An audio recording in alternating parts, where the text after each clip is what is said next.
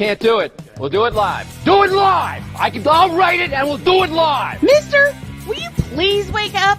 And they give those guys a little extra weight. Roger Craig still on his feet, still running. What a run by Roger Craig. You'll never see a better one than that. From 46 yards. He has that thing of getting those knees high and keeping the shoulders low. And he makes every team look like they're bad tacklers. Watch the way he gets that high knee action, keeps those feet going like two pistons. Then, at the same time that the knees are going high and keeping going, the shoulder can get low to take on a tackler. This is Snowman in the Morning. Hey, this promises to be fun. Oh, yeah. Can't wait. Are you kidding me? Do you believe it? And we'll have half of the NBA conference semifinal round go at least 6 games. Good morning, everybody. I hope your Mother's Day went well. I hope all of your mothers received wonderful gifts and a whole lot of love, or your wives, or your sisters, or your daughters. This is Snowman in the Morning with Cole Johnson. I am one half of that duo, Cole Johnson. The other half is convalescing. He may join us momentarily. But as always, on Mondays, you can see with the name tag, we are joined by the one, the only, Mr. Stuck in My Mind, Mr. Real Wise himself. That is Wise with a Z, not an S, El Jefe. How you doing, man? I am doing well, brother. How are you doing? I can't complain. I'm doing wonderful. So we're going to set the table real quick. So we're going to talk a little bit about the conference semifinals that happened over the weekend. Of course, we'll set the table for tonight's matchups, which would be the Warriors and the Grizzlies, and the Bucks and the Celtics, as they both go to Game 4. And we'll touch a little bit on other things as well. Of course, I have to mention the Lakers head coaching search because I find it absolutely hilarious, and other things as well. And if you want to be like my man Sick, because he's already in rare form, here we go. That's right. Or should I do it like Portrait? Here we go. We're going through the same thing. Sorry. Sick says, hello, everybody. Happy Monday. Happy Monday to you, Sick. If you want to be like my man Sick, or Ryan, or Andrew, or Aunt Tricia, or Latine, or that critical Broncos fan, or K Peeps, or any other of the SIT fam, all you have to do is go on to youtube.com right now. We are live right now. Just type youtube.com/C/Snowman in the Morning 50. That's Snowman in the Morning 50. That's Snowman in the Morning 50. And you will be amongst all of us, and you get to interact with us because that's where we get the juice. We get the love and the juice from you all, because we also get topics from you too. So you throw some topics up there, or you even throw segment ideas up there, as Sick has seen, and we will do it for you. For example, when my partner came back and returned, or upon the planning of his return, he says, man, you should throw some Shaft music up there upon his return. Well, because he asked that, I was like, this is perfect. And we created that segment to actually bring him back. So what you say matters, because we love all of the interaction that we receive from all of you. All right, we're going to begin with the Heat and 76ers. Now, I can go with the broad stroke of, well, in fact, we're going to begin it this way. James Harden is back with the 116-108 victory that bring the series at 2 apiece, going to Miami, and I think they tip off Tuesday night, tomorrow night. Harden scored 31 points. He pulled down 7 boards. He gave you 9 dimes. And this was the Harden that you want to see. This is the Harden that we want to have. James Harden is back. But you see, this is where I have to pull off your cards, because this is another take in prisoner of the moment. Oh my goodness. So let me set the table here. So I had a conversation with a Hard Knight, and this Hard Knight was saying something to the effect that it was quiet in the Twitter and Facebook streets, that people were not talking about how bad Harden is playing because he was playing well. It was all silent. Quote, man, it's all quiet. I guess it must be that you all hate Harden that much. Close quote. And before I have you weigh in on this, Wise. You big dummy. What are your thoughts on that, sir? Oh, man. It has nothing to do with that Joel Embiid is back, right? Thank you.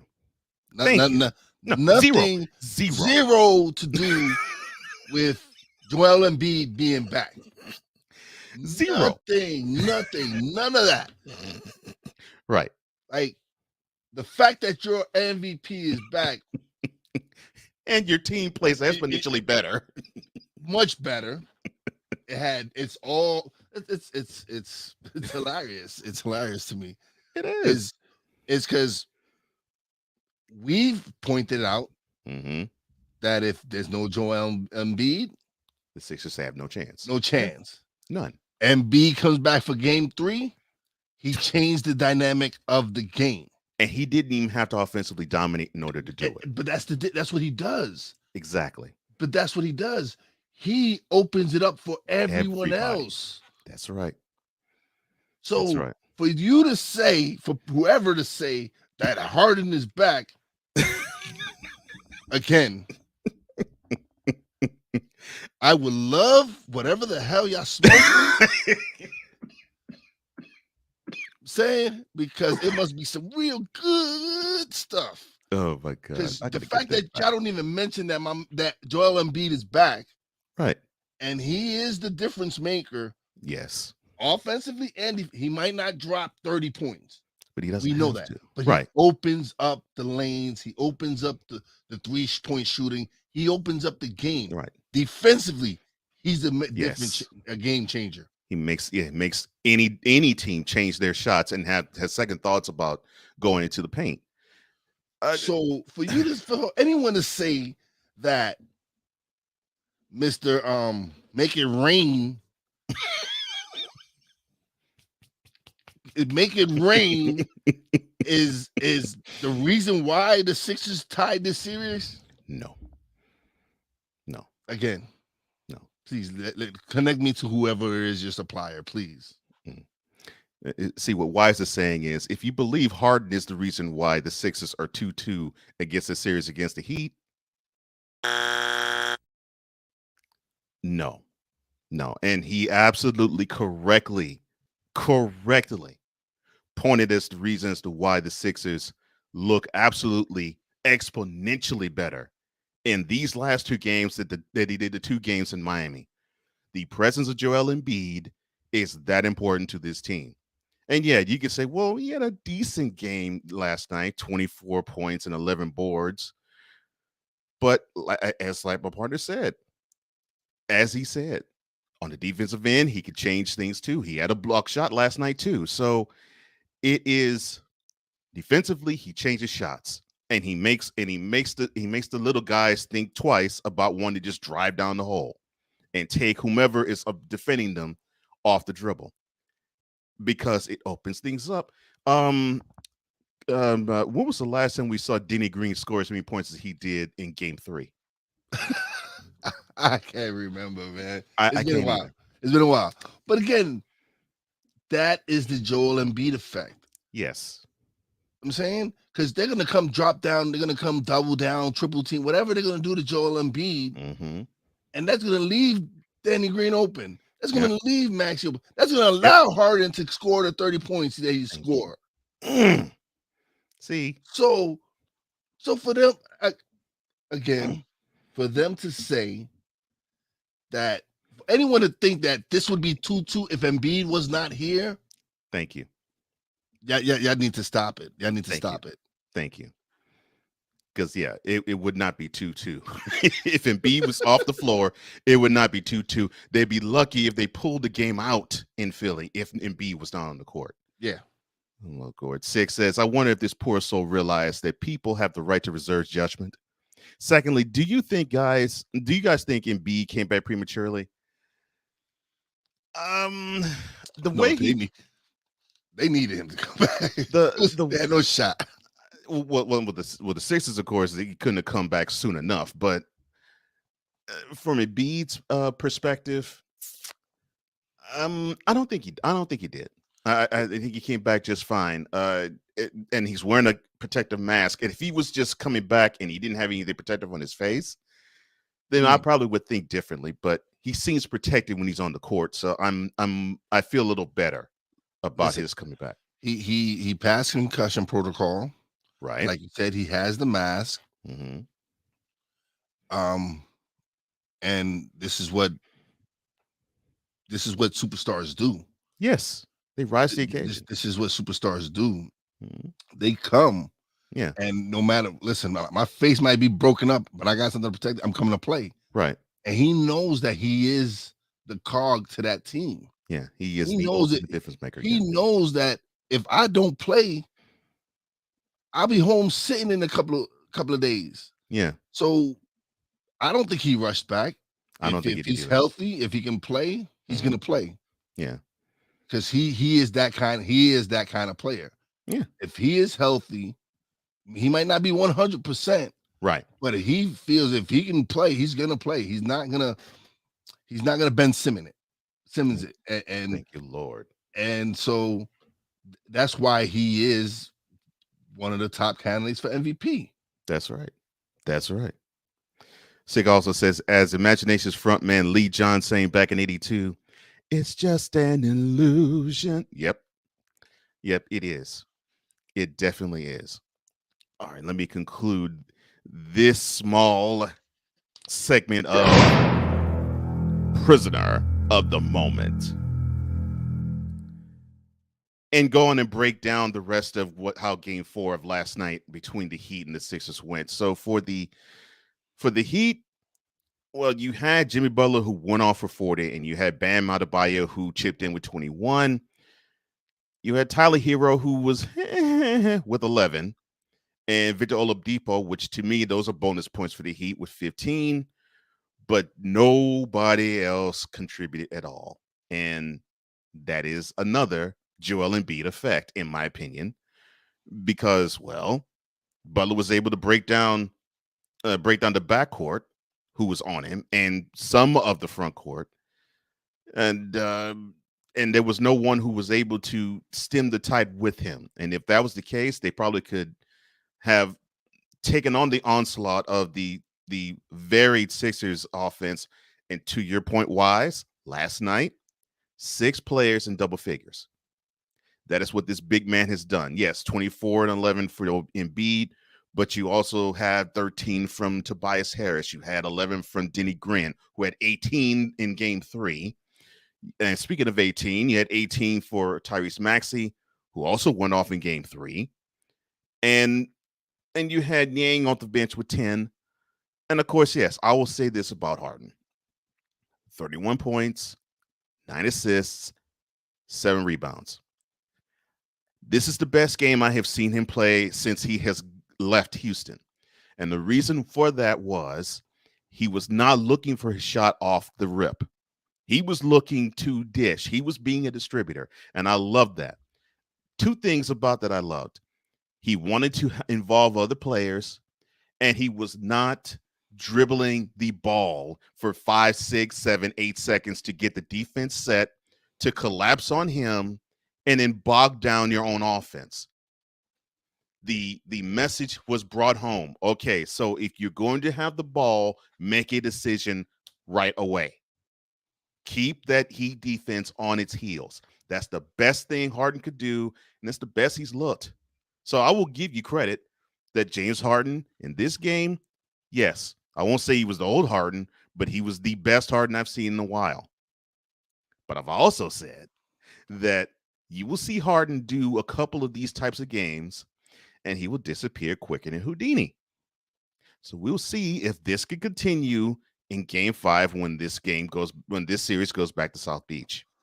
And now that's where we'll really see the Joel Embiid effect. Because we knew in Philly they were going to put up some type of a fight, and getting Embiid back was really going to give them that boost and that whatever it was. But now that they go back to Miami, you're going to really truly see that Embiid effect. You're going to see it's not going to be the same team that they played last time in Miami.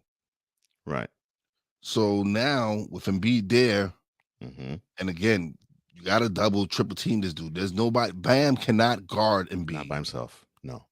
Not by There's himself. no one. They have no one on that squad that can guard Embiid by himself. No. So it's going to open up this game, and Harden looking to get everyone else involved is a plus. Yes. It's a huge plus. Helping getting Tobias Harris get going, Maxey going, Green going, everyone going, and then doing what you did. That if he can continue to do that, yes, they're going to be in good shape. They will be in wonderful shape. Because because I'm sorry, go ahead, bro. No, go ahead. No. Because I was going to say, if that is how he's going to play, if how Game 4 is how he's going to play, and he feels confident that he can roll like that, this Sixers team can go to the finals this way. They can. Now, will I think they will? No. Because I simply, and I won't speak for Wise, but I believe he's similar in mindset as I am. Harden will not play this way. Not again, but he will not play this way on a consistent basis. He just won't. No, and he's not the same James Harden. It's not going to be. If they can get anything, if they could get 75% of what he just gave them, they'll be pretty good. They'll hold their own. Yeah, they'll be pretty good. Yeah, they don't necessarily need him to go for 30. No, they don't. But if he can just go for 20 something, just get his 6-7 boards, his 6-7 assists, 8 assists around there, and get everyone else involved. Get Denny Green going. Get Tobias Harris going. Get Maxey going. Get everyone going and flowing, and it's just going to open up everything. So then now they can't collapse on Embiid because everyone else is hitting their shots. So now you get Embiid to dominate in the middle. So if he can do anything close to what he just did, they're going to be. It's going to be Miami's got a problem. Yes. The Heat would have a problem if that is how Harden would play, and I totally agree with you. 6 says, I thought those masks were meant to protect one's face after an orbital bone fracture. I didn't know they were also meant for concussions as well. Well, I don't know if it's helping him from concussions per se, because they were giving him, which was a test I never thought you would actually do with concussions. But they were testing to see if he actually could take light from a phone. And if he had headache from that, then that means that he would have the headache from being in the arena for 20,000 people. But the day before Game 3, I believe it was the day before. I think it was. Yeah, it was the day before because I remember I went home for the weekend from work, and I heard that was the case. They said that, well, yeah, he was cleared because that's the test that they made, and he didn't have a headache, he said. So I don't know if it cures him or I should say protects him from concussion or concussive things, but I think it just protects him from a physical furthering of a fracture in his orbital bone. Who knows? Who knows if it works? Who knows if it doesn't? What I do know is that, and you said it wisely, Wise. If Harden can just play within himself, to me, if he has games like 20 points, 7 boards, he can probably uptick the assist category from 9 to if he has anywhere from 9 to about 12 assists. then I would look at the other scores to see who else got involved. Because if it would mean one of two things. It would mean Embiid has 40, or Embiid has 20, and Harris has 15, and Maxey has 15 to 20, and Green has 10 to 15. That I like because their chances would be better. The 76ers, I mean. Yeah. What I want to see from the Heat is on the other end, Adebayo has to get in the mindset of taking Embiid out of his defensive comfort zone on that side of the court.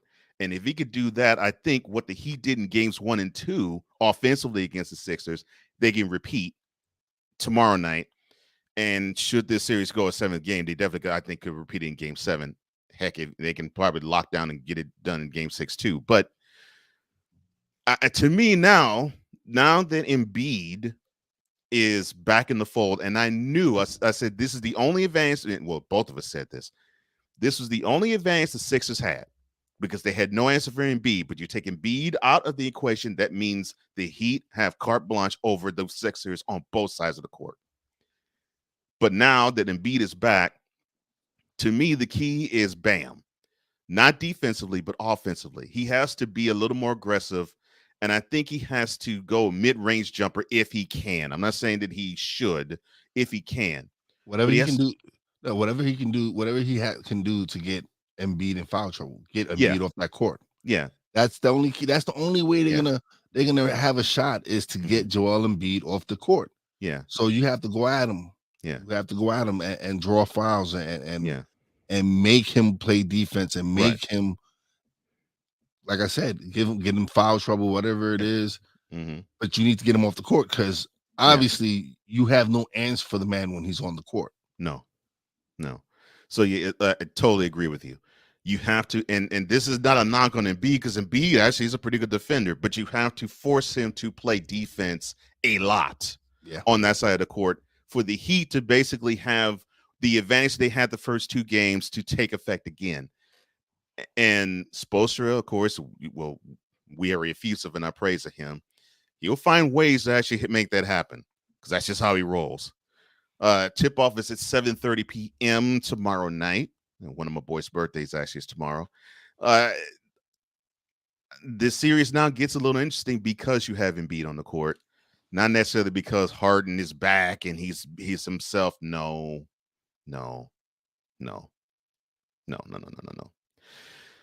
All right, switching gears to the Western Conference semifinal matchup between the Suns and the Mavericks. I have some things off the court I have to say about this too, but I'll stick to on the court first. So the Mavericks, I think they won the game 3, 104-93. They backdoored this by having a 10-point victory yesterday. And I think what I loved about their mentality in both games was that they attacked and they attacked early, and I love that. It was as if they said, "Okay, we already know." This is what I was seeing. The Mavericks already had the mindset of, "Okay, we know we can't stop Ayton. That's an advantage to you. Okay, we'll concede that, but let's see if you can get on your bicycle. Let's see how your transition defense is. Let's see how your fast break defense is, because I think we may have something that is an advantage toward our favor." And what unfortunately happened for the Suns was that it wasn't their favor to the point where Chris Paul got into foul. Speaking of foul trouble, Chris Paul got into foul trouble and he fouled out of the game. All right. So yesterday, the Suns broke down his fouls. So Crowder, who you don't really think of him as scoring a lot, he did score some, 15. Ayton scored 14. You had Bridges, who I think that to me is a key, only scoring 6 and only having a steal. So he was minimal on the defensive end, and he basically showed in his game he was out of it on the offensive end. And then Chris Paul. If the Mavericks can get 2 more games like this out of him, and I'm not saying foul out and foul trouble, but actually he could still be in the game, but still not be an offensive presence. only 5 points and 7 assists and 5 boards. If they can get games like that from him 2 more times, the Suns will be booted out of this playoffs. I don't think it would happen because I think Paul will play as if he is going to be on a tear, and we'll talk about another motivating factor as to why in a minute. Yeah. If with my issue with Paul was he needed to shut up and not make that comment that he made. Oh yeah, we're gonna get to that in a minute. Which was the Luka comment. We'll talk, like you said, we'll talk about that. Yeah. But the Mavs came play like a team. It wasn't just Luka. Right. And that's what we, again, yes, we say a lot of things that make sense. True. Mm-hmm. we everything we said that needed to be done and they adjusted and did has proven that us right. Yeah. We said Luka couldn't do it alone. No, right? He could not. No, he could not. He could not. He could be his beast of himself, but he could not do this by himself. Yes. No. And people had the nerve to say, well, Luka had an off game. Okay, yeah, he shot 9 of 25 from the field. But 11 Dimes to me says he didn't have an off night. He had a different type of night because he did exactly what we said he should do, and that's actually get his other teammates involved. And there was a word you used about Jalen Brunson that we didn't see in the 2 games in Phoenix, but we definitely saw in the Utah series, and we saw these past 2 games in Dallas. That word is aggressive. He was more aggressive. He was more aggressive in game 3. He was aggressive in yesterday's game, 18 points there. And he pushed the tempo. And it didn't reflect highly in assist total. He only had 4, but he pushed the tempo. And his presence didn't lead to proper assists, but it led to a lot of hockey assists to where the ball was moving. And where did the ball move pretty much the most, at least on timely shots? Dorian Finney-Smith. Now, I said in this series he had to score at least between 10 and 13 points for the Mavs to have a chance. If he scores 24 and all of them from 3-point land, the Suns don't stand a chance. You did say Finney-Smith had to step up, and he did. You did. Mm-hmm. You did point that out. Last week you did say, listen, he needs to be one that steps up. Right. You talked about Brunson. To me, I felt Brunson took a step back when Luka came back. Yes, he did. And I think he took so far of a step back, he did not realize that he compromised his game because of it. Yeah. And it was unfortunate because the way he played in that Utah series, I was like, oh my gosh, if you play like this when Luka's on the court, this Mavericks team could stand a chance of going far. But yeah. And we got a chance to see it again, thankfully. I'm glad that he actually realized that, okay, cool, yeah. And Luka realized that he can't do it by himself. He involved Kleber. He had 11 with a key 3. Bertans would crazy from 3, 4 of 6 from 3-point land. He got 12 points. Dinwiddie, ineffective, of course. 10 points, only 19 minutes. That's where I saw what went's going forward for the Mavs. But if Finney-Smith, I'm not saying he scored 24, but if Finney-Smith could be offensively aggressive like he was yesterday's game, and Brunson can continue to be aggressive like he was the last 2 games, and Doncic can involve people like he has been, the Suns might be in trouble. They might be in trouble. Now, I'm not saying they are. I'm saying they might. And the reason why I'm saying they're not, you still got Devin Booker, even though in the losing cause, 35 points, 7 assists. The Mavericks don't have an answer for him. Yeah, but again, you're supposed to defend your home court. So I agree. So regardless, you always want to play better at home. Mm-hmm. So now Mavs got to show me in Phoenix that they could win in Phoenix. Yeah. I'm saying, because at home, it's always sweeter at home. You're always better. You always play better at home. Yeah. Role players seem to always play better at home. Yeah. So now I need these role players to do this on the road. I need them to do it in a hostile environment. And if they can do that,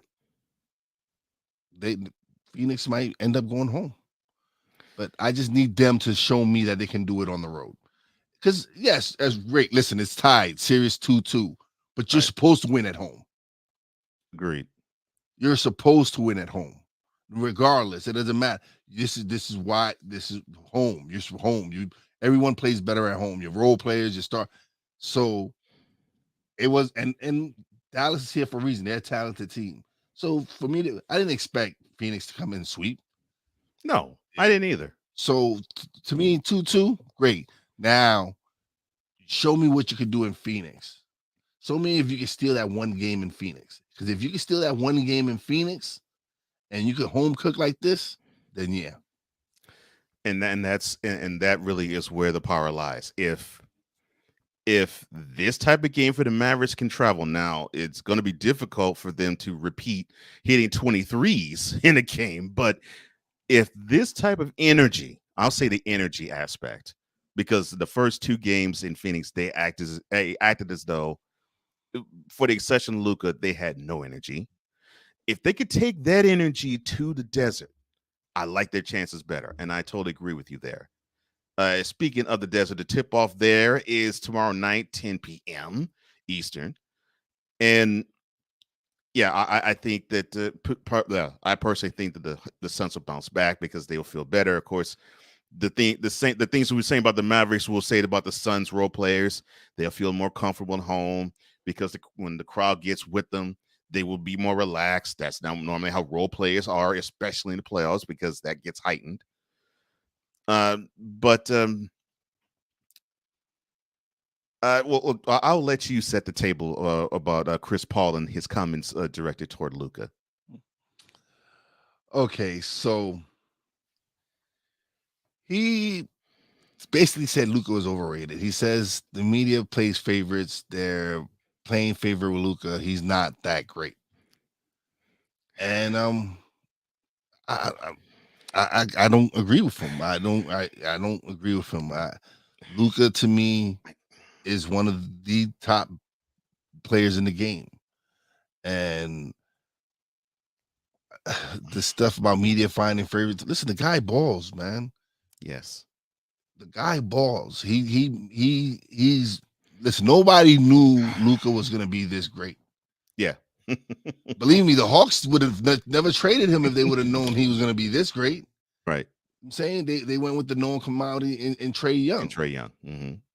So I really don't agree with his comment. I think that kind of lit a fire under the Mavs a little something more.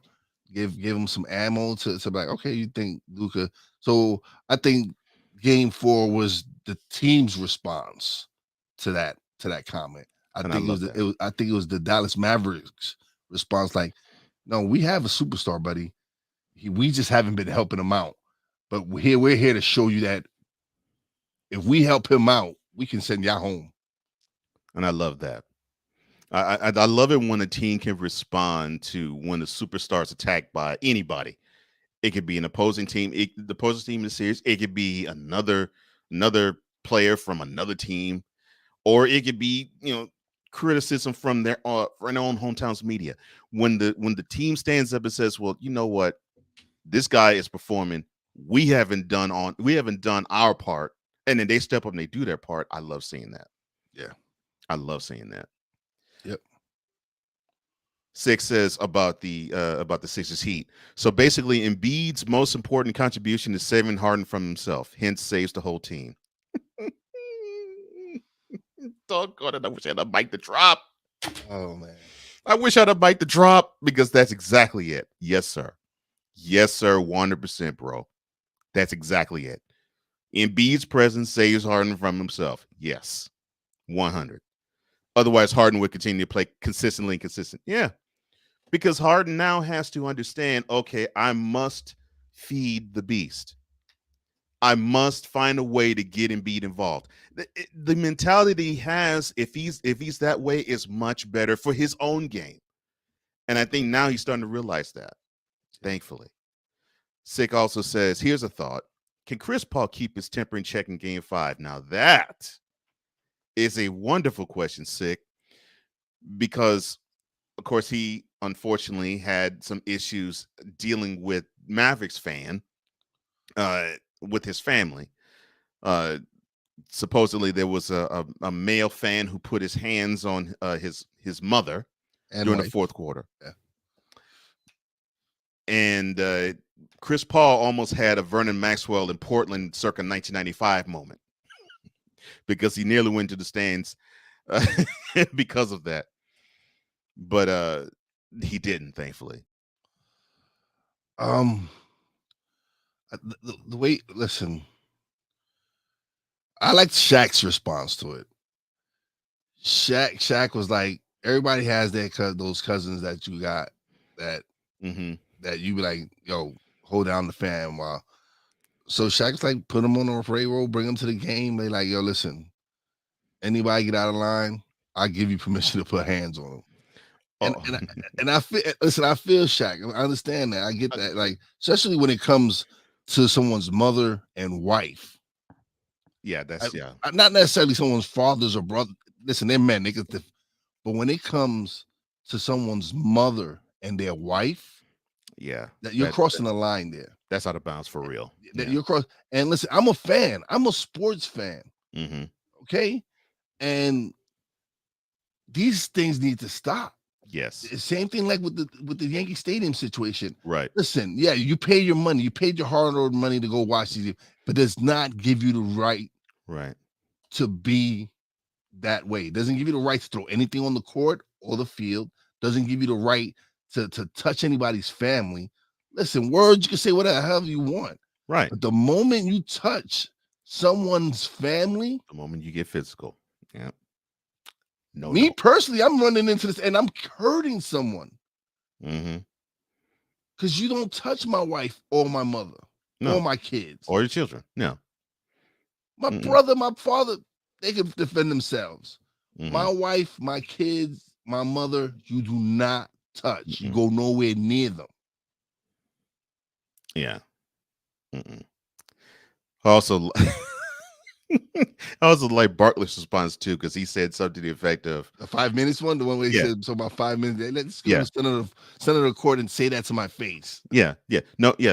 No charges being pressed. No lawsuit, nothing. No lawsuit, nothing. Just have them say that to my face, and I'll go to whooping they behind for 5 minutes. I could not hate that at all. I'm like, man, I wish that'd be the case. Yeah, man. Because that would curb all that crap quick. Oh my gosh. Oh man. Oh God, I love that. All right, we will take a quick break. This is Snowman in the Morning with Cole Johnson. We're glad that you're here with Wise El Jefe. I am Cole Johnson. When we come back, we'll set the table for Game 4 between the Grizzlies-Warriors and the Bucks Celtics. And we'll also do a little rewind as to how the Game 3s went too. Back in a flash.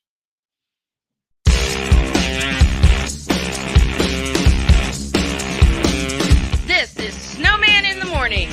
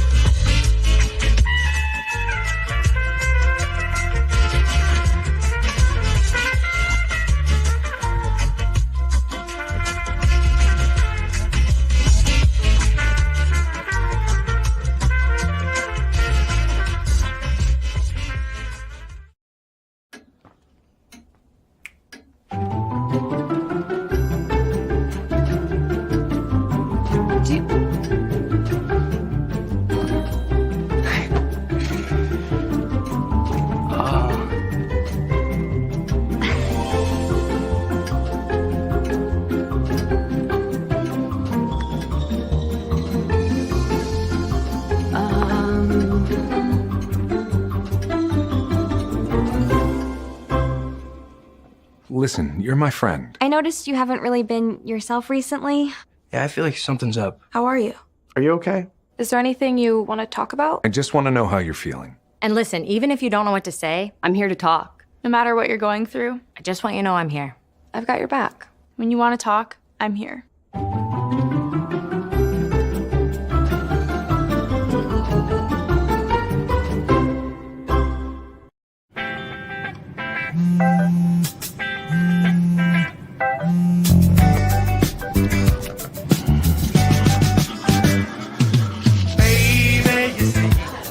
You're so right for me, and I'm right for you. I love the things you do, like sweet tasting wine. Your lips are so divine. Your loving turns me on. My lonely days are gone. That's why I'm never gonna let you go. Never gonna let you go, babe. I'm never gonna let you go. No, no, never gonna let you go.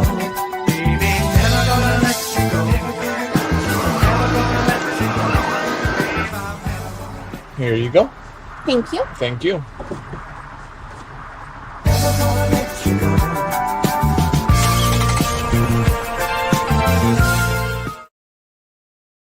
Hey guys, it's me, Isabella Gomez, filling in for Smokey Bear because he's got more to say than just... Only you can prevent wildfires. Like, if you're outside enjoying a barbecue, don't let a hamburger distract you from fire safety. Make sure you aren't dumping your hot coals or ashes onto the ground because that could start a wildfire. So take wildfire prevention seriously and let's save the world one day at a time. Juntos con Smokey Bear, podemos hacerlo. Go to smokeybear.com to learn more about wildfire prevention. If you can celebrate Christian McCaffrey having a 1,000 season, if you can celebrate Marshall Faulk, who had a 1,000 season by electing him into the Hall of Fame, then why can't we celebrate the guy who originated the 1,000 season with a Hall of Fame election? I'm talking about the one and only Roger Craig. If you want some, come get some. Welcome back to Snowman in the Morning.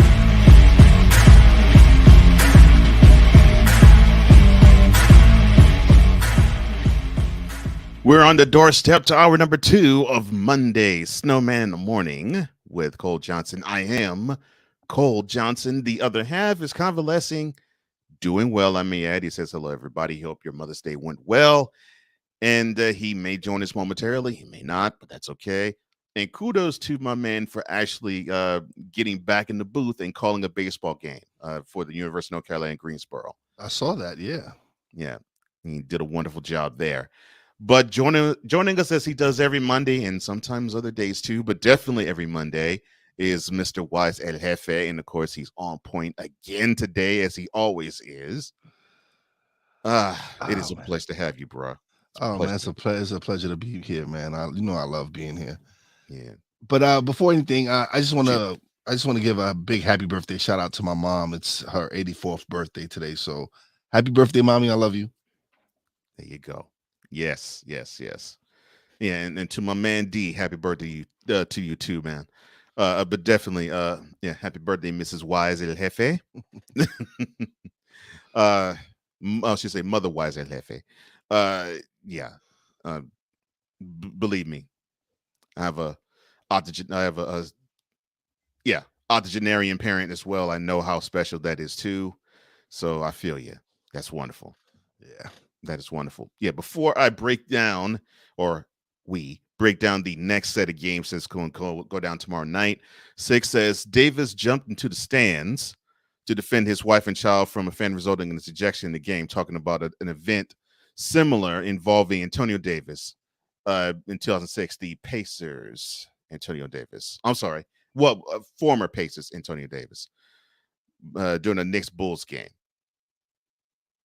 And she says, Mama Jefe, happy birthday to you as well. Thanks, appreciate that. Having fans act a fool. Yeah. And I've had this argument with many people because they have this thought that, well, hey, I paid my hard-earned money, I can say whatever I want. But they have this double standard.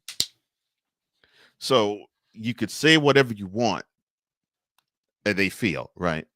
But if it's towards someone they love, like, well, a wonderful player in Los Angeles who wears number 6, and someone were to say whatever they want to him, well, they can't say that to him because, well, that's going too far and he has the right to kick them out. No.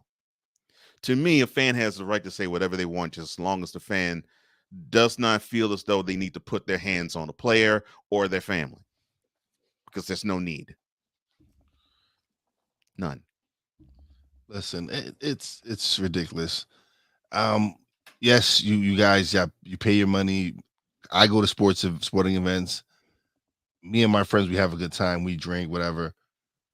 But we just go there to have a good time. It's nothing. It's not serious. This is sports, people. It's sports. Right. It's there for entertainment. Right. And some of us sports fans don't know how to separate the two. Oh, yes, you can say it again. They don't know how to separate it. Like, listen, you're a fan. I get it. I'm a diehard Yankee fan, but I'm not gonna stay there. I'm not gonna go to a game. Yeah, I might throw a couple of curse words at some Boston players, whatever. But I'm not gonna stay there and spend my time just berating this player. I'm gonna go there and enjoy the game. Have some drinks with my buddies. Crack some jokes. We'll have some laughs. And by the end of we'll go home. We'll stop, get something to eat, and go home. I don't see the need for you to be, especially some of the racial slurs that some people spit out during games. That's uncalled for. Listen, if you want to curse someone out, go ahead. But to involve race and color, that's where I draw the line. And then again, I had a situation at work. My daughter called me because she works with me. She works on a different shift. Yeah. And someone a player put their hands on her. Oh man. So when I went to work, yeah, you look at the throw hands. Oh yeah. I came to work ready. Like I came to work strapped and everything. Like, yo, who? And I went to my supervisor. I said, yo, what's going on? Who put their hands on my daughter? Put him out. He didn't know. He didn't know about it, and he went and found out, got the information for me. But you put your hands on anyone on my family, there's going to be consequences. Yeah. I'm the same, and that's with the men in my family too. Although I know they can handle themselves. Yeah, I know they can handle themselves, but that goes to them too, and it goes to my partners. If anybody were to step to my partners, they do that. Oh yeah. Hands will be thrown if not hot lead be thrown, and I don't listen. I don't condone violence. I'm not a violent person. I don't either, but I will protect mine. Right. I am legal. Let's get that clear. In Pennsylvania, I am a registered gun owner. You will feel hot lead if you come anywhere to endanger my family. Yeah, and look, I don't condone violence either. But I definitely agree with Cypress Hill. Here is something you can't understand how it could just kill a man, because it is self-defense turning into the offense. I really believe that self-defense is something that you got to have when it comes to somebody you love, and I don't really think that's violent. I actually think that's admirable. So yeah, when you said that a player put his hands on your daughter, I'm like, oh man. Because I know I would be amped. I know I'd be amped too. Bro, I went to work fuming, smoking. Like, yo, I had head of security come speak to me. I had everybody and their mother come speak to me because they saw my face when I came in the building. And I guess, listen, like, it's one thing if you touch me, right? That's fine, right? You put your hands on my daughter, it's a problem. Oh yeah. 6 says fans have the right to say what they want. That doesn't give them the right to instigate altercations. The malice at the palace comes to mind. Yes, sir. That fateful night, November 19, 2004, that tells you that if a fan wants to act belligerent, how far it can go. They picked the wrong one that in Ron Artest. The wrong one to be amped against. They picked the wrong one. And the thing is, they should have known they picked the wrong one. But one of these days, I'm going to talk more about that incident too, because I actually saw it. Not I wasn't in Auburn Hills, Michigan, but I actually was watching the game at the time and I saw it and I was like, oh my gosh, this is something else. But yeah, I'll talk about that at another time. So we are in the throes of the NBA playoffs. We already have 2 conference semifinal matchups that's going to go at least 6 games. Now, will we say that about the other 2? We will find out in Game 4 tonight between the Celtics and Bucks, and Game 4 between the Grizzlies and Warriors. We will touch on the Bucks and the Celtics first. It was actually a good game Saturday from the standpoint of you had the Bucks, who I think they got the message that they didn't play the way they should have in Game 2, that they actually were pushed around, they were bullied, and they allowed Giannis to be bullied, and they didn't like that. And so they came back to Milwaukee with the mentality of, well, wait a minute, no. We're the physical team. We have the length. We have the size. We're supposed to dictate that type of energy to you guys, which makes me love Udoka, the coach, the head coach of the Celtics, even more. Where he's like, look, we got pushing them out. That's just not how we roll. I love him. I love Ike Udoma. Oh, I love him. Oh no, he's a heck of a coach, man. Oh, Boston, I love him. Boston did the right thing hiring him. Yes, they did. They did. And so the Bucks got out to a big lead. The Celtics chipped away at that lead, ended up actually having a lead themselves in the fourth quarter, and then, of course, it went back and forth at the tail end. And Al Horford came within an eyelash of sending that game to overtime, but it was 103-101.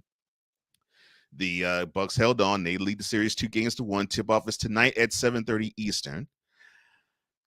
And what I'm loving about this series is that it is almost harkens us back to me, I think. And I think you might feel the same way, Wise. Harkens me back to those series we used to see back in the mid-90s.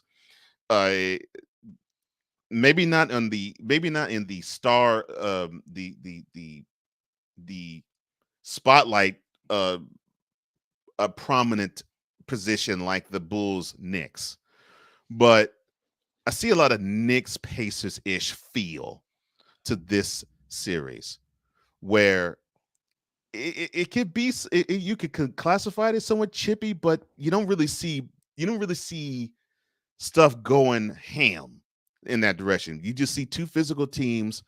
One believes they're more physical than the other, and when you have that, it is wonderful to watch, because defensively both teams were locked in Game 3 because both teams offensively shot horribly.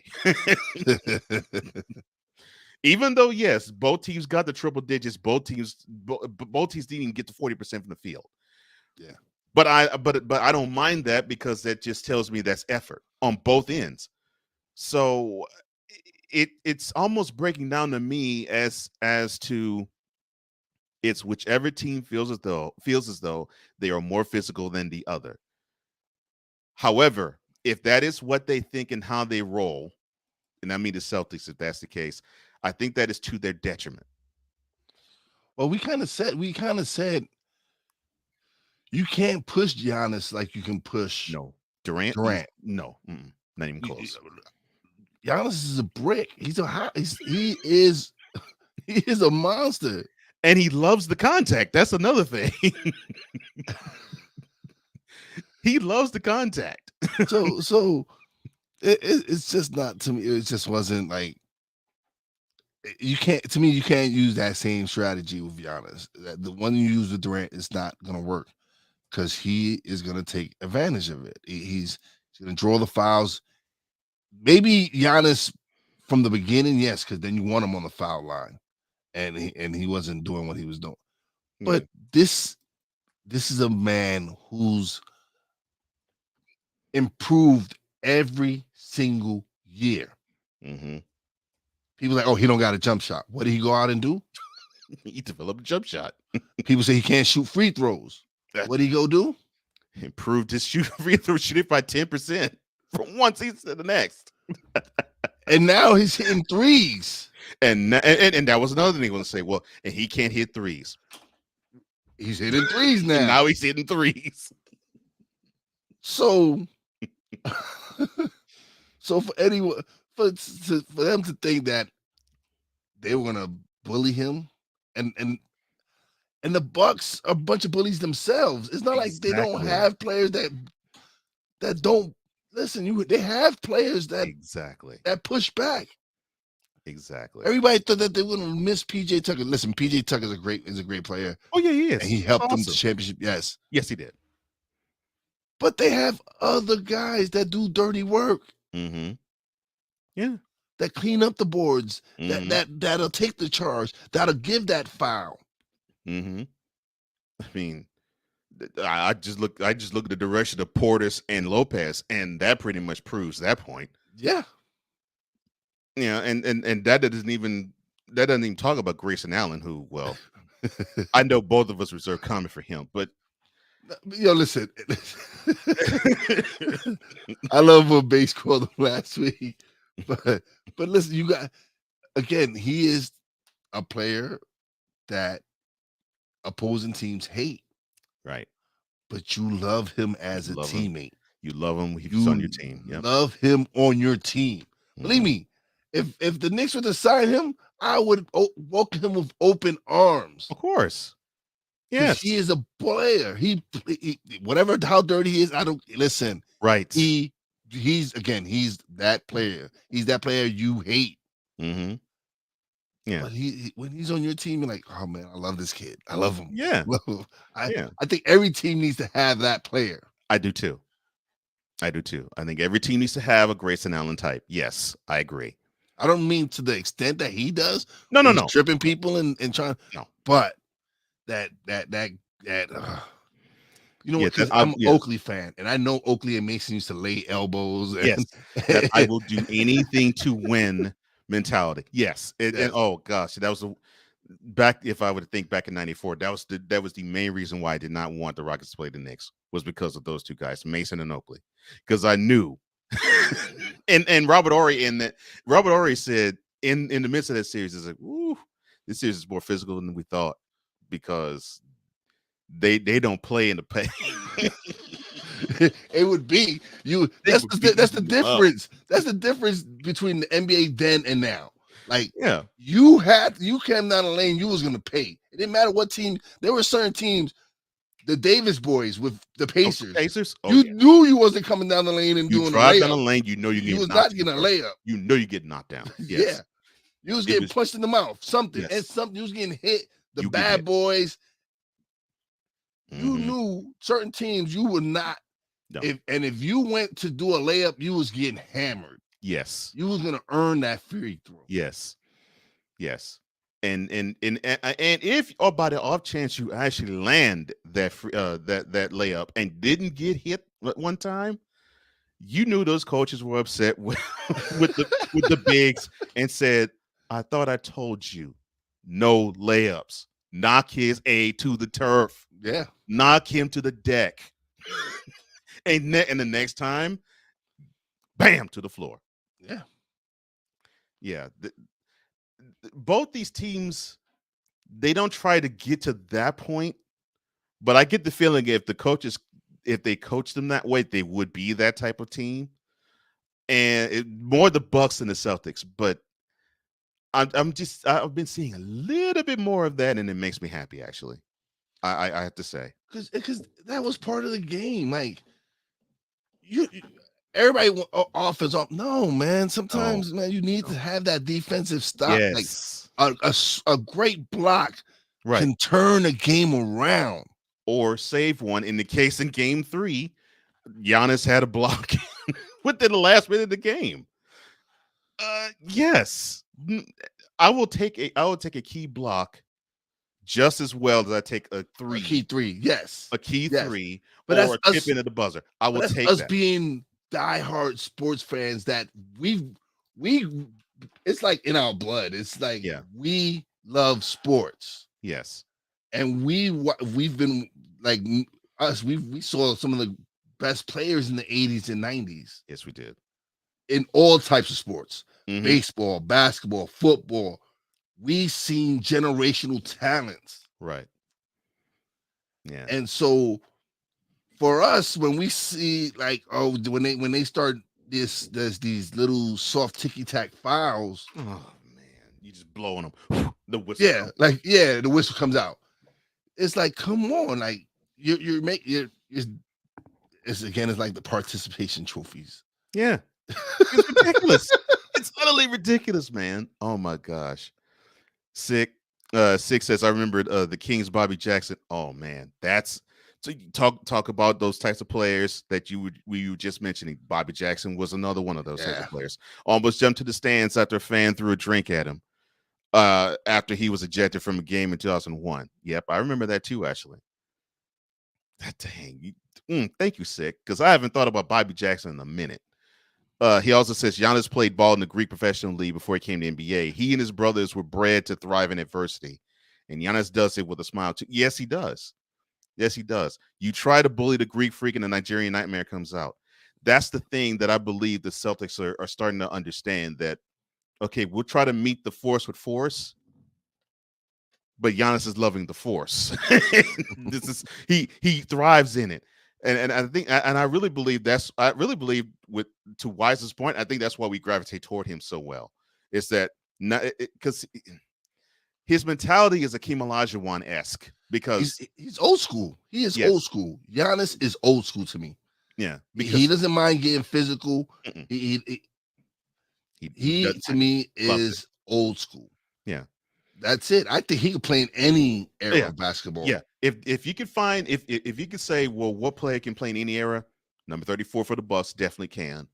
And he can because he has that mentality, the likes of which when we were talking, what Wise was talking about, what we have witnessed in the 80s and 90s, and I know Sick too, have witnessed in the 80s and 90s. He just has that mentality where, look, you're on my team, I'll support you. If you're on the opposite team, I could give a crap about you.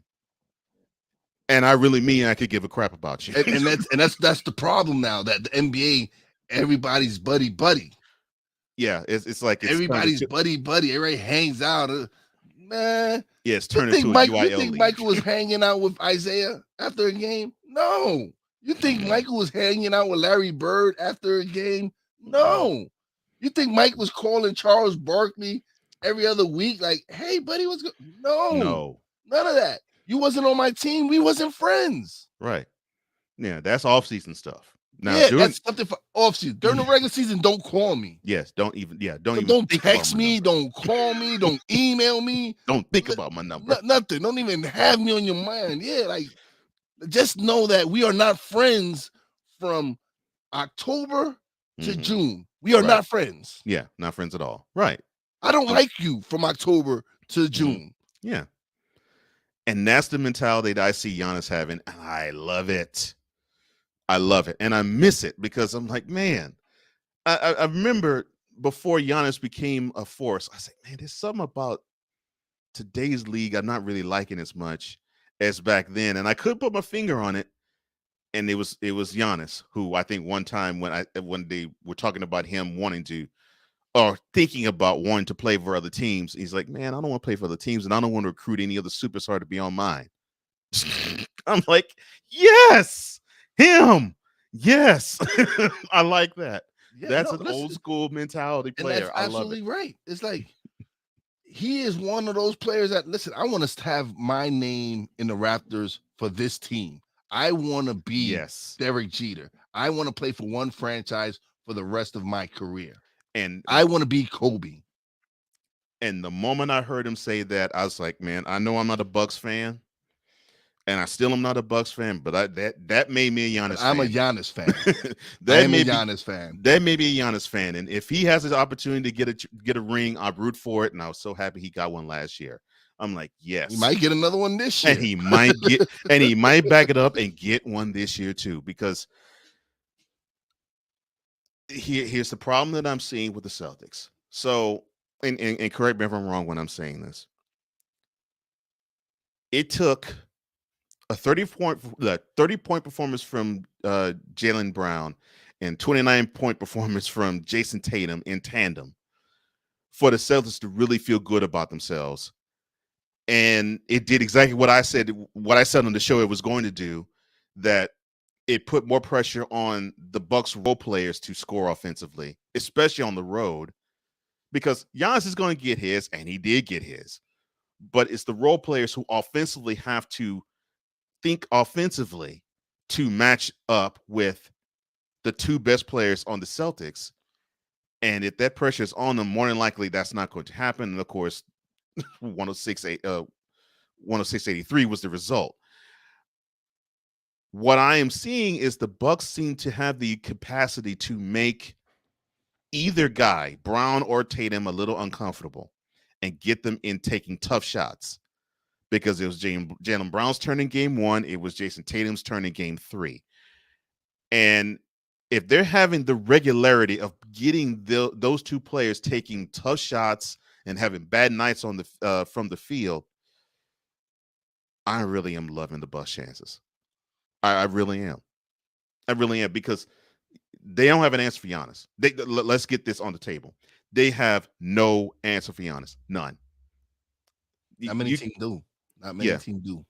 Yeah, they don't have an answer for him unless you want to commit 6 fouls to Robert Williams III and mess your defense up. You don't have an answer for Giannis Antetokounmpo. You don't have an answer for him. You just don't. So no answer for him. Then you have to cross your fingers and hope Drew Holiday doesn't go crazy, which he has. He's been playing pretty well. Yes, and he's actually been consistent. Actually, yeah. He's been playing pretty well. He's been consistent. Mm-hmm. He's been doing what he's supposed to do. Yeah, and you have other people stepping up.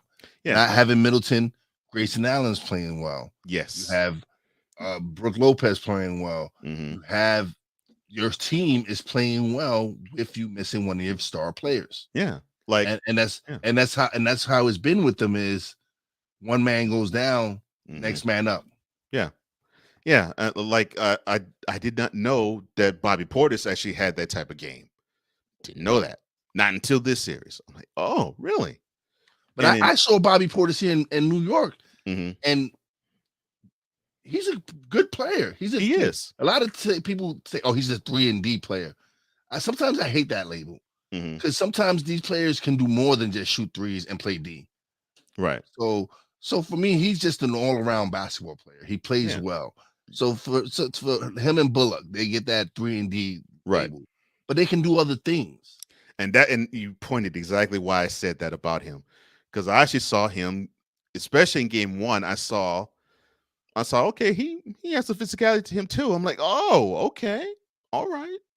And that will help the Bucks to me in the long run, because you have that on the inside, you have Pat Connaughton on the outside, and whenever he gets hot, watch out. And there's just too many questions that the Bucks, when they do play well, especially at home, when they do play well, they poses for the Celtics to answer.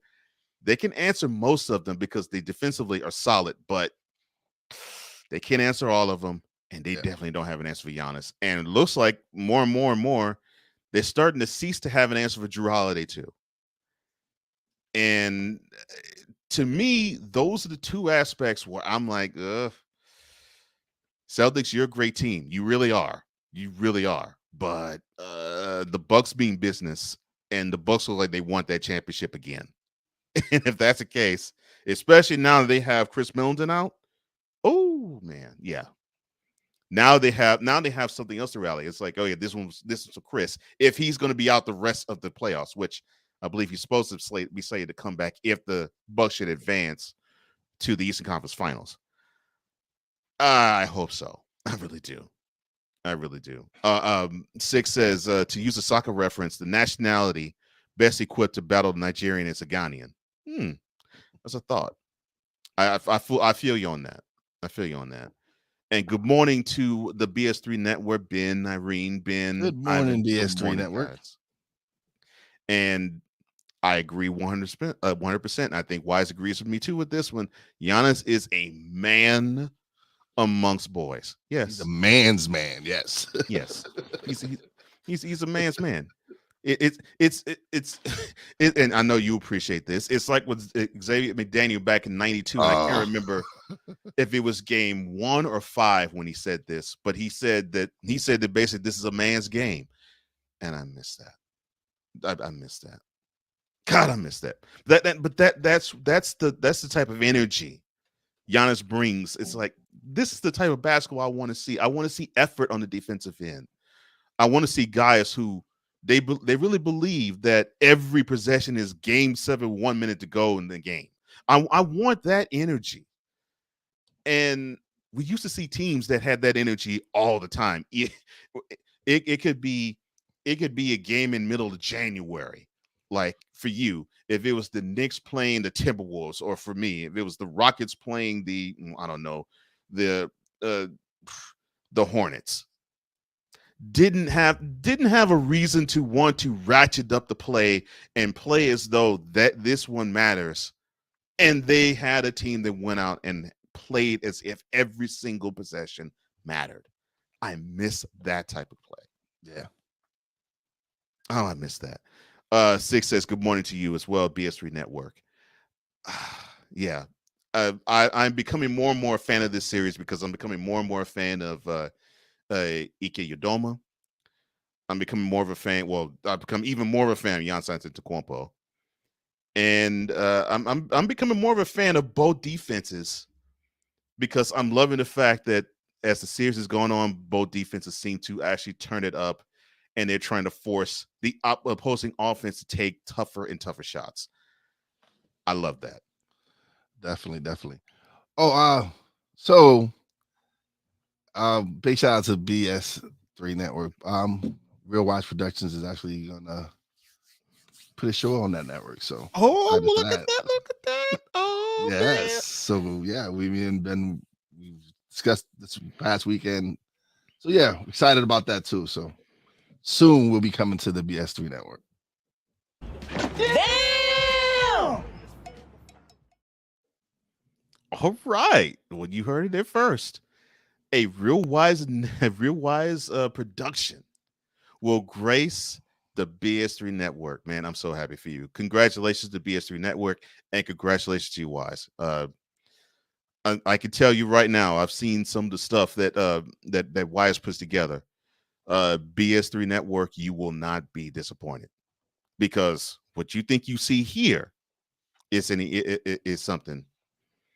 Man, the stuff that he has to say in other matters, man, it makes you laugh, makes you think, and it makes you appreciative that you have somebody who's that thoughtful. So yes, I love hearing that at all. Oh man, I loved hearing that. Yes, I'm with that. Yes. And Six says, congratulations, fam. That's sweet. Yes, it is. Yes, it is. Yes, it is.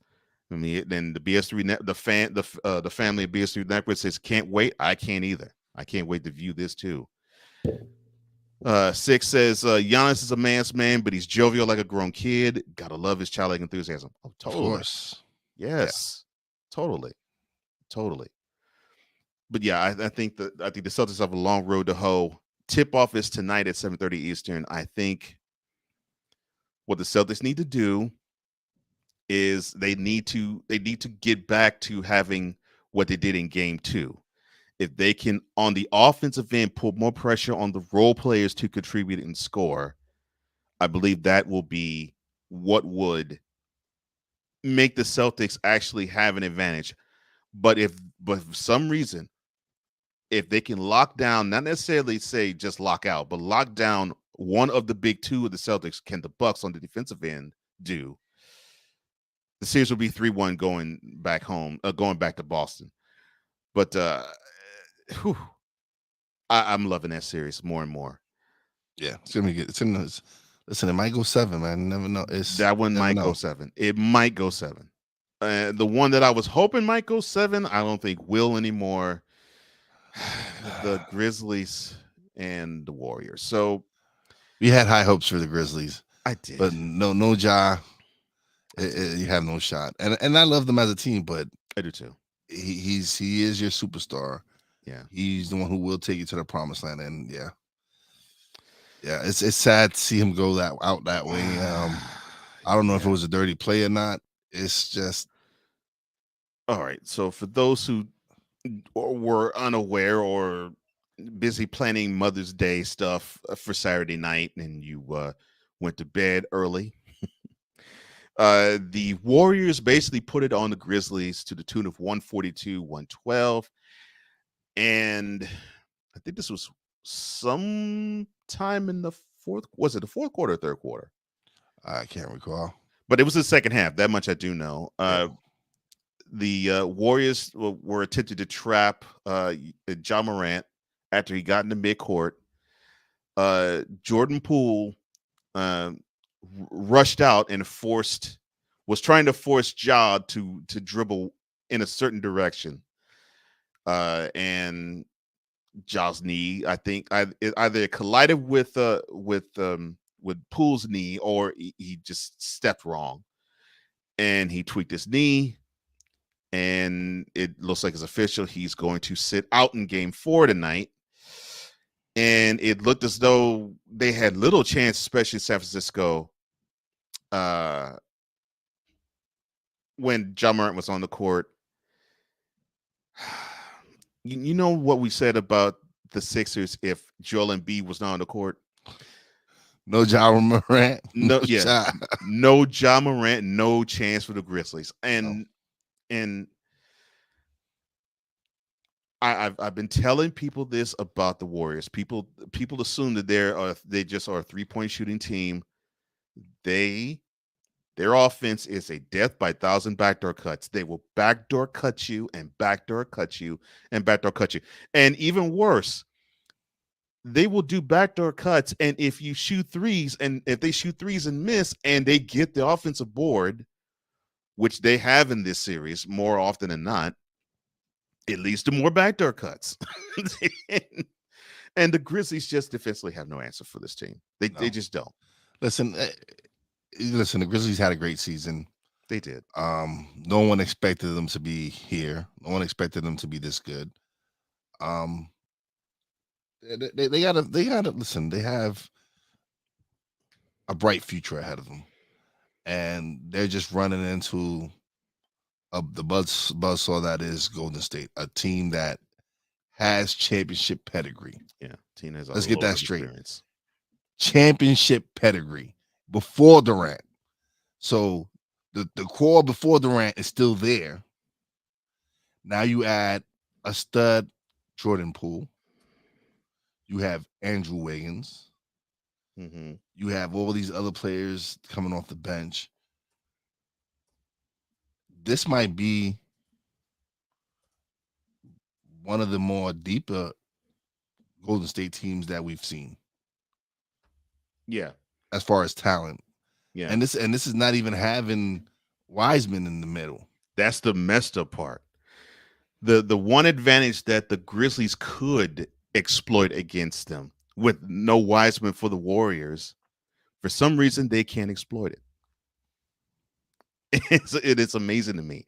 And yeah, I agree. Depth on the team starting with Jordan Poole and not ending with him either. I mean, Kuminga's had a couple of big buckets. Gary Payton II before he got injured. One-on-one defender in the backcourt was doing his thing. I mean, it's just they have so many weapons that you don't account for, but this is what championship teams do. They have the ones that you don't see on the score, you don't see on the score sheet. They won't put up 20 points. They won't grab the 10 boards. They won't give you the 10 dimes. They may give you a steal or two, and they may give you a block or two, but their presence still is just as important on the team as a Stephen Curry, as a Klay Thompson, as a Jordan Poole, as a Draymond Green. And when you have that, there you go. Bunker TV, good morning, bro. Yes. It's a pleasure to see you, man. It's a pleasure. He says the Sixers and the Warriors in the finals. That is if Embiid plays throughout. I'll get back to that in a sec. And he says Golden State may take it all. Well, if they play the way they did Saturday, I think they will. Because what the Warriors do offensively is, to me, if there was a team that could counter what the Bucks can do, the Warriors are the best antidote against what the Bucks can do, because you have a team that wants to lure you into a half-court game and beat you down and beat you down and beat you down. Well, the Warriors want to stretch your defense, so they want to extend the game. They don't want to play within a 25-foot window. They want to play within like a 45-foot window where you want you want the defense to think, well, doggone, the Warriors team is a threat to score from 40 feet. So when you have a defense that thinks that way, watch out. But they can score from anywhere, though. That's the problem. That's the problem. That's the problem. They can score from 40 feet. They can score from 10 feet. Yeah, Doesn't make a difference. Yeah. And the reason being is that they are not like what I think most of these other 29 teams, when they think of the Warriors, and say, well, okay, we'll have to outdo them by shooting 43s in the game. No, it's the threat of the three. It's the threat of them actually shooting it from there and making it that makes their offense dangerous, because it's like you said, they can make it from 40 feet and they can make it from 4. But nobody nobody else in the league has their shooters. No, that's the thing right difference. There. You have 2 of the greatest 3-point shooters ever.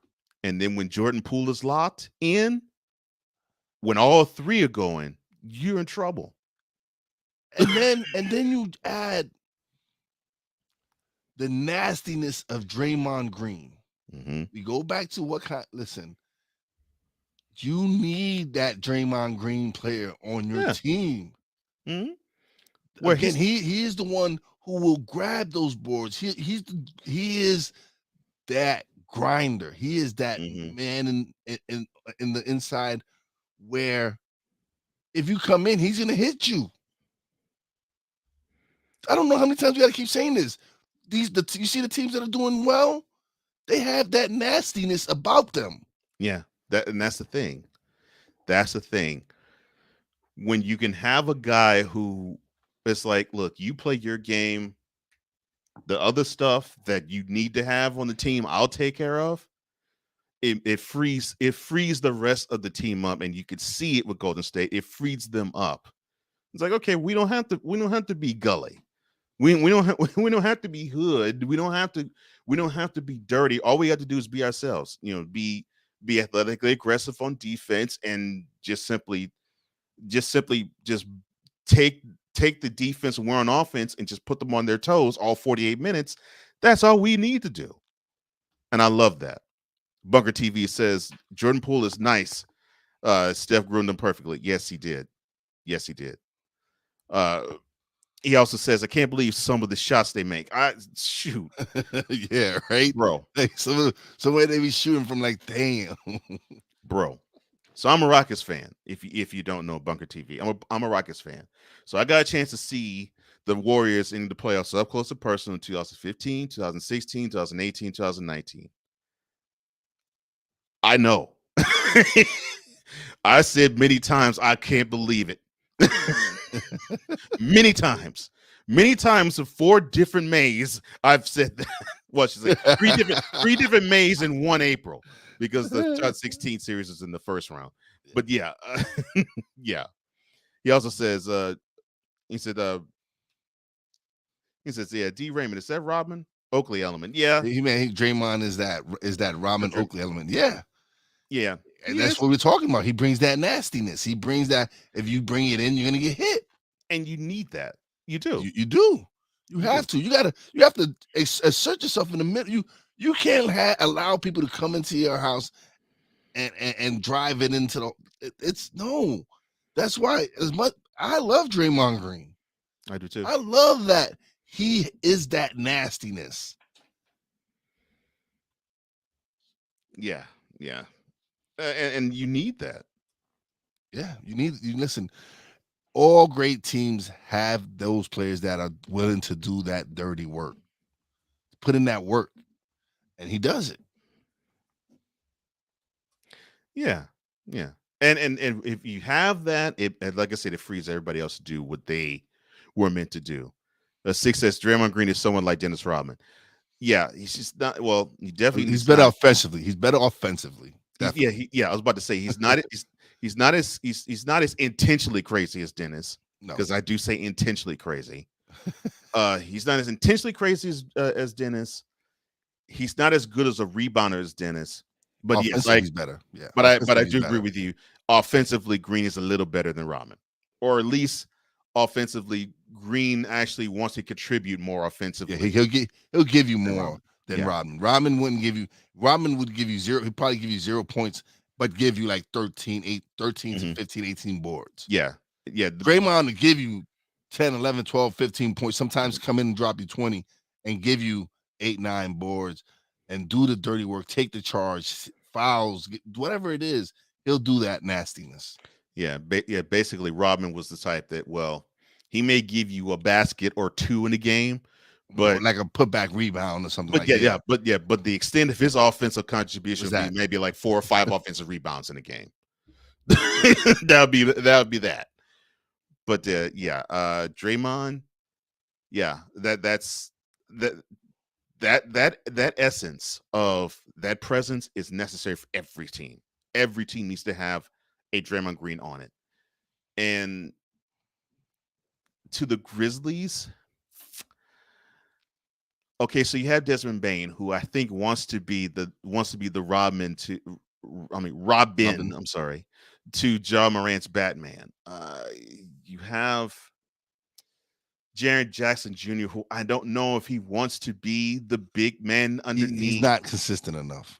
Or if he wants to be that defensive presence. It's like he doesn't know what he wants to be. But the thing is, the boy has potential. Yeah, he has potential. He has potential to take his game to the next level. Yeah, he can be that. He can be that 1A. Yes, that's how good he can be. He can be that 1A. We saw that in one. Yeah, Ja could be 1. He could be that 1A. And then just add all the other elements that they have, Brooks, Bane, but something they haven't been doing, and I don't understand why they haven't been using Steven Adams. I don't think he sniffed the court. I don't think he has either.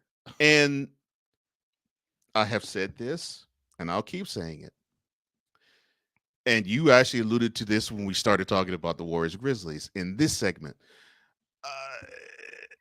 Any big man that you have can exploit defensively what the Warriors provide, because what you can do is you can make Draymond Green have to defend a big man. He could defend someone his size. He could defend small forwards and power forwards, and power forwards. But have him try to defend a center, because that's the only big guy presence they really do have, the Warriors defensively. Make him be a defender of against a big guy. If you want proof, Game 4, first round, when they played the Nuggets, you had Nikola Jokic doing what he normally does best, and that's just exploit the paint and involve his teammates. That is what I believe they need to have for the Grizzlies. And Steve Adams didn't have to go ballistic and score 25 points. No. But just have that presence where you can actually offset what Draymond does on the defensive end when the Warriors have the ball, with being that same presence when when the Grizzlies have the ball, be that same presence when the Warriors have the ball. Just be that defensive irritant to when you do have those backdoor cuts, make the Warriors think twice about them. Yeah. And then force them to say, okay, well, I guess we're going to shoot these threes and then brick the threes and get the offense and get the board from the bricks. I just don't understand it either. I think they've gone away from their game. It's like now you're seeing them shoot more and more threes. That wasn't their game. They weren't even one of the top shooting threes teams in the league. And that's threes attempted. Yes. Agreed. And they're shooting way more threes and stuff like that. Mm-hmm. They need to get back to their game, which was take it to the hole, right, and then open it up and then pass it and hit those threes. But for them, it's taking it to the holes, opening it up, is taking it to the basket, and able to have those defenses collapse on you, then to be able to hit it out, have Bane shoot the three, have whoever else is out there. But you need to go back to what got you here. This is and what 3-point shooting wasn't what got you there. This is what I I'm trying to find the right word to say. I think this is what I find a little upsetting about watching the Grizzlies now. When going to the playoffs, even not even this series, when they went to the series against the Timberwolves, I thought this was the most athletic team of the 16 that was in the playoffs. Yeah. And they would run you off the court because of it. That was the team I That's thought what it was looked winning. like. That's what it looked like. Yes. Right. And even in the W's that I saw, for the exception of game 2, possibly in the first round, I haven't seen that team. And yeah, I think if they were to be more confident and they actually had the right pieces in place too, I would say the antidote to what the Warriors can do would be the Grizzlies running up and down the court, being athletic, because they are just loads more athletic than the Warriors. But if they're going to settle for threes, forget it. Yeah, forget it. The Bunker TV says Rama got Defensive Player of the Year and didn't even average a steal or rebound a game. Well, it was his presence. It says nobody else could do that. It was his presence that did it.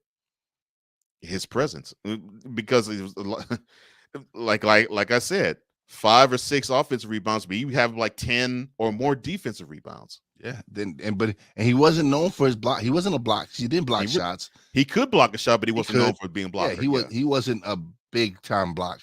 No. And he had his steals. He had quick hands. Right. Quick yes. Yeah. But he would get his.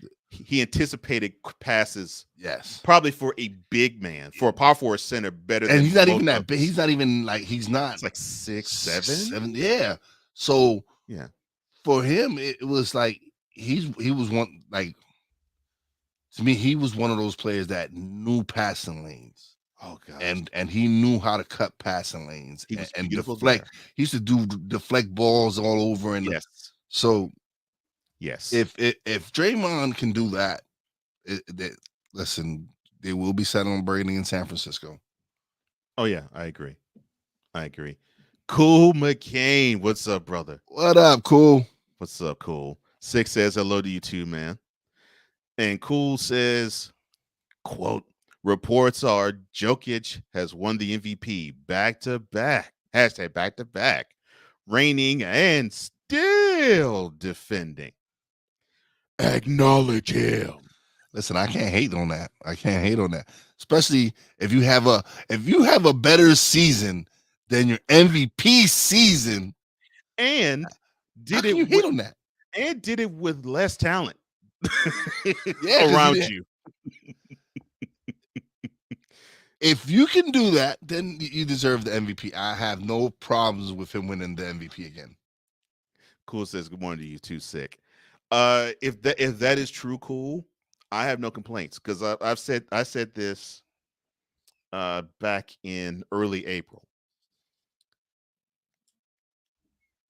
I really believe they're going to vote Embiid to be the MVP, only for the simple fact, not even because he scored averaged over 30 points this year, but for the simple fact that you have many who vote for MVP. They vote from their heart, not necessarily from what their eyes tell them or what their brain tells them.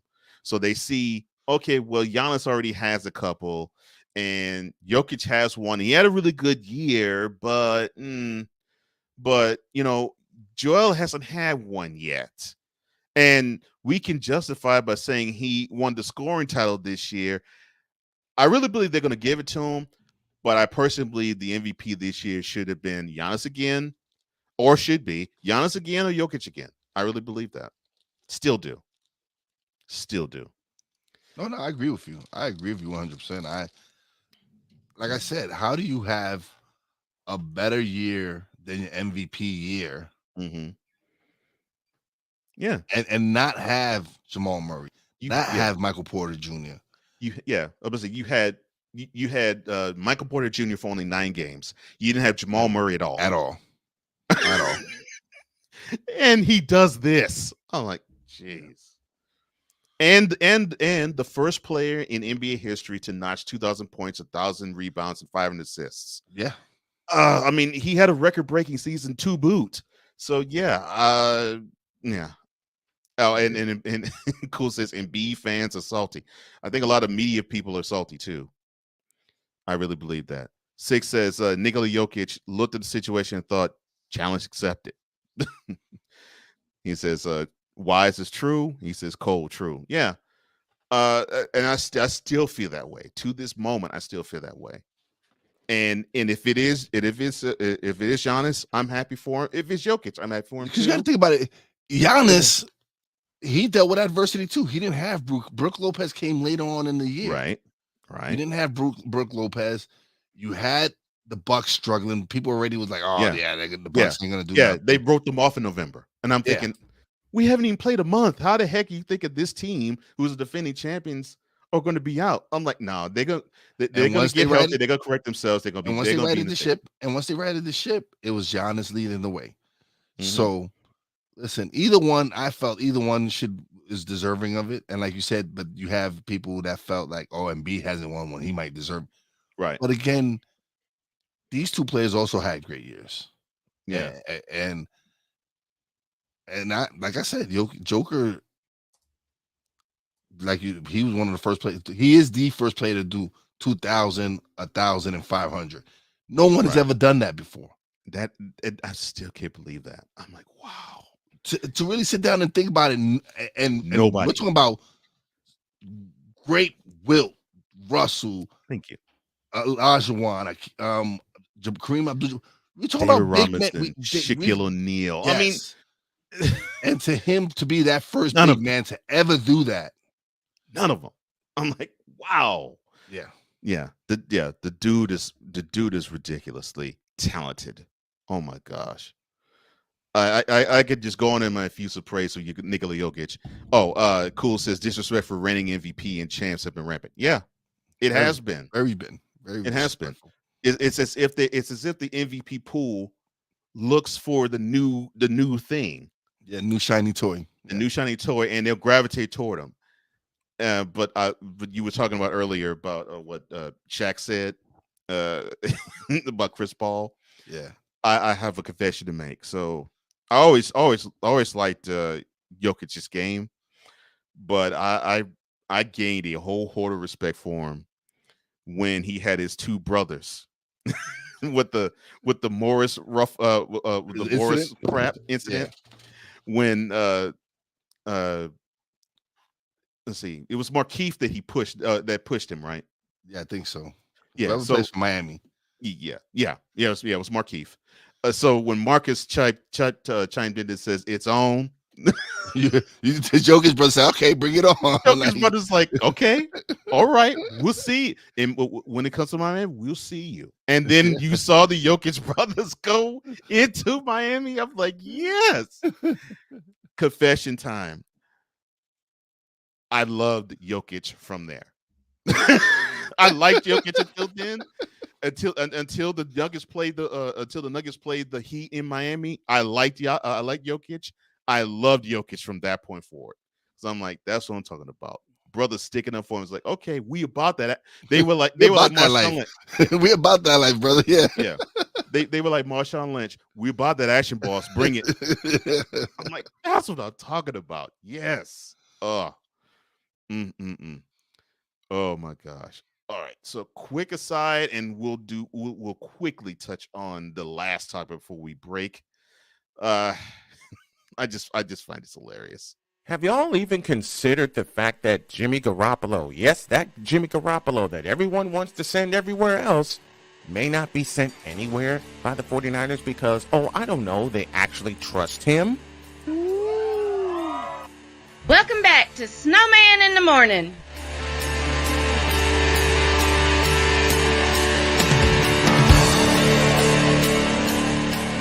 Winding it down and having a load of fun on this Monday, Snowman in the Morning with Cole Johnson. I am one half of that duo, Cole Johnson.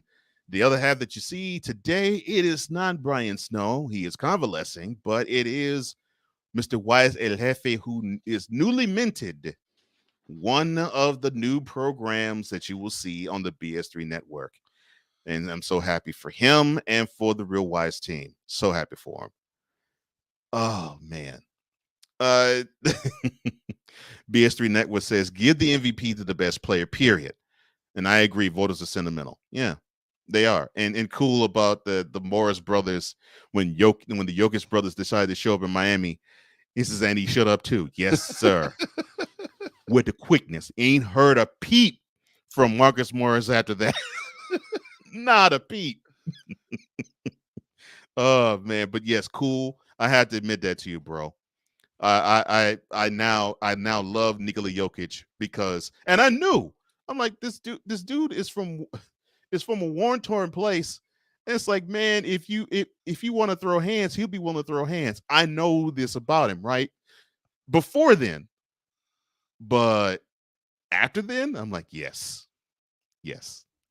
please bring that action because I don't think there's a crew that wants it. I love it. I love it. BS3 that was his word. Morris brothers not even went silent; they went missing.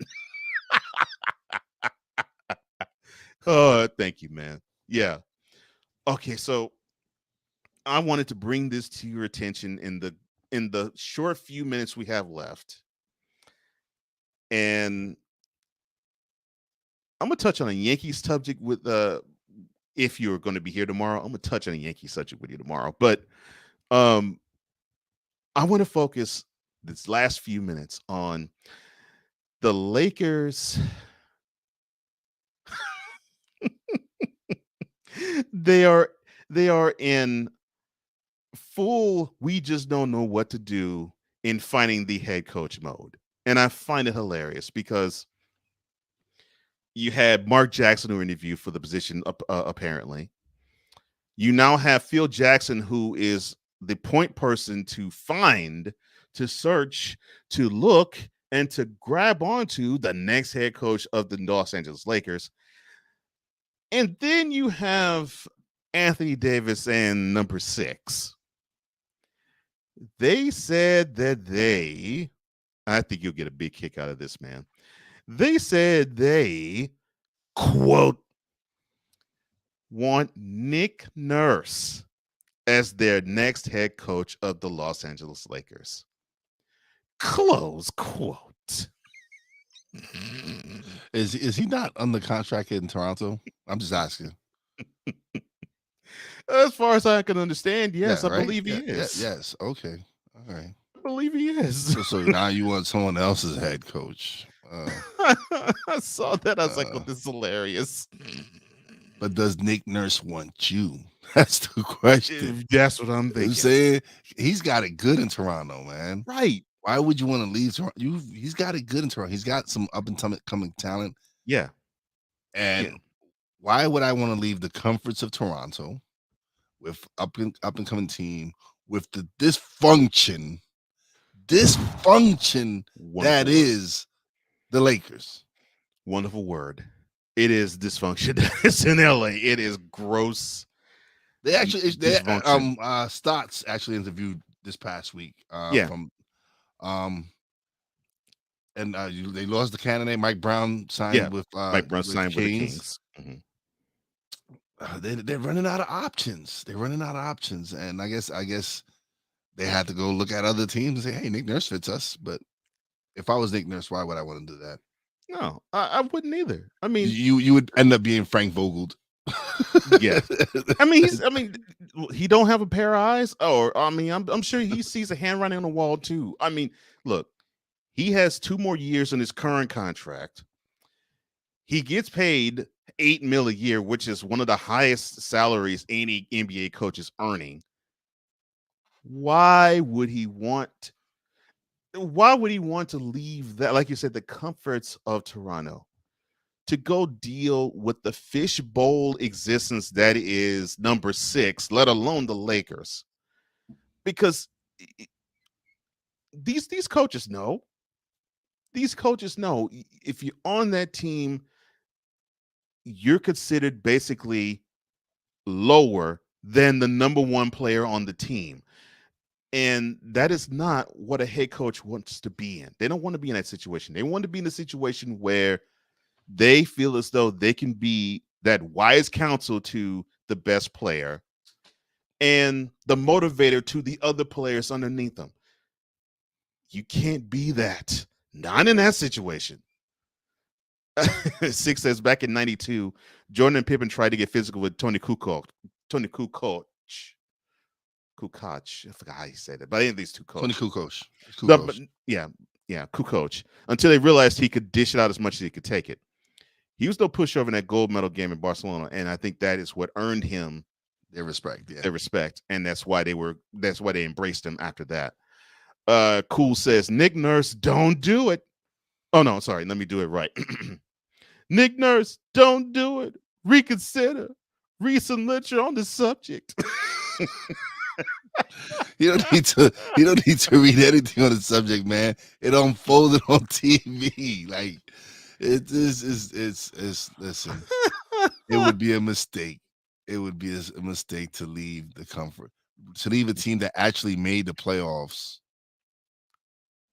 for a team that is ready to like everyone would be with you having AARP cards. So why would you want to do that?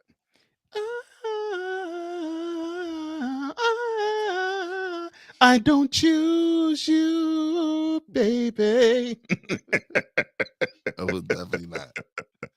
Six says Dick Nurse shouldn't get involved in that circus. The inmates are running that asylum, or more like Nurse would be an orderly at a senior's home.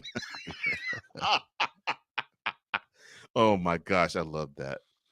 All right, so the reason why I think it would pique the interest of at least one of those two is definitely because I really believe, and this is going to make my partner, who's probably going to be watching this later or not, if he's not watching it now, real happy. I think he sees that this is a coach that was able to beat the Warriors in the finals, and he has eyes toward Mr. Nurse, and he says, well, if that guy could beat the current Warriors team in the playoffs, in not only the playoffs, but in the finals, then I think we need to have that expertise on our team. I believe that is where at least one of them is going. But you laid it out perfectly, Wise. You have a good young nucleus now that's growing and growing and growing. They've gotten better as each year passes. They don't really miss the Kawhi Leonard presence as much now as they did 2020. Yeah. And that nucleus is getting better because Siakam looks like he's starting to round in the forms to embracing being the number one guy. Yeah. And he took that step this year. He took that step to be, I am the man on this team. Yeah. This is my team. Yeah. He took that. He took that step. He took that step. Looks like Red Van Fleet is taking that step to being the number two. And then you add Rookie of the Year. Yeah, and then you led me perfectly. And I love the Rookie. I've been harping his praises since I joined the show. And then you have Scotty Brooks. So it looks like, I believe Mr. Nurse is, well, to borrow a song from Boyz II Men, it looks like he's doing just fine. Oh my gosh, that's ridiculous. Six says, especially since his last name is Nurse. At LA, he'd be a wet nurse. Oh Lord. Yeah. Look, as for the Lakers, I find it hilarious that you have. Honestly, I don't even know why we're talking about them, but because I just find it hilarious. I know. No, I understand why we're talking about them. I understand why. I just don't know why. I just find it hilarious.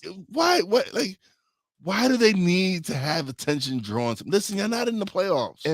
Don't nobody care. Don't nobody care about you guys right now. Like, you're not important right now. At every turn. I don't care about y'all. I don't want to hear about you. I don't care.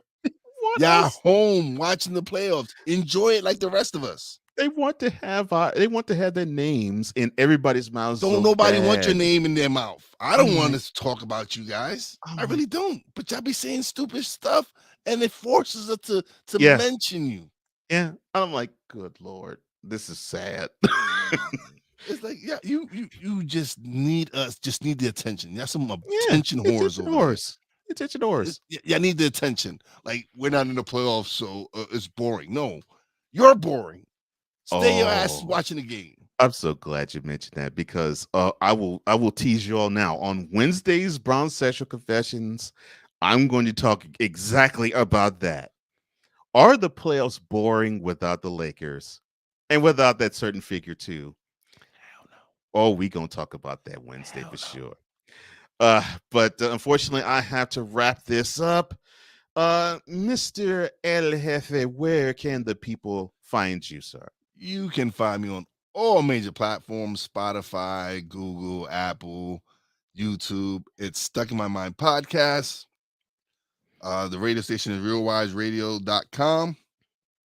And soon you will be seeing us on, again, the BS3 network. Man, I'm so excited for that. That's exciting. And big shout out to Ben for even reaching out and wanting to collaborate. So I appreciate the faith in me, and I'm excited, man.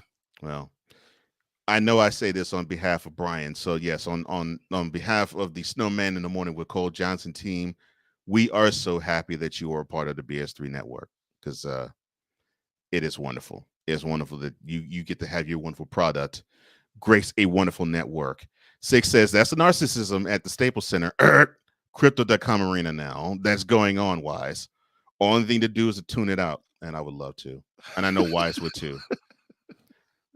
Sick, you have a great day as always, man. Peace out, brother, man. Thanks for all the support you give us, man. Yeah. Really appreciate it.